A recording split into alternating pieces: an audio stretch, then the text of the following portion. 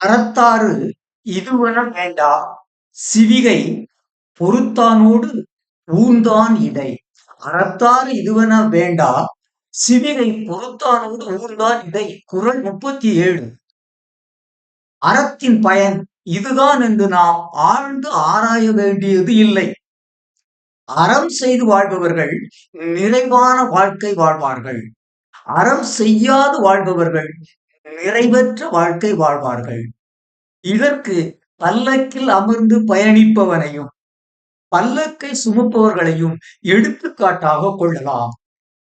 அதாவது அறம் செய்வோர் வாழ்வை சுவைப்பர், அறம் செய்யார் வாழ்வை சுமப்பர். அறமற்ற வாழ்க்கை வாழ்க்கை என்று.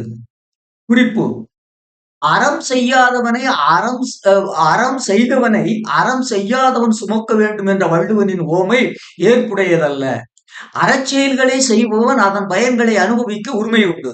ஆனால் அறச்செயல்களை செய்யாதவர்கள் அவனை ஏன் சுமக்க வேண்டும்? எவ்வகையில் இது அறமாகும்?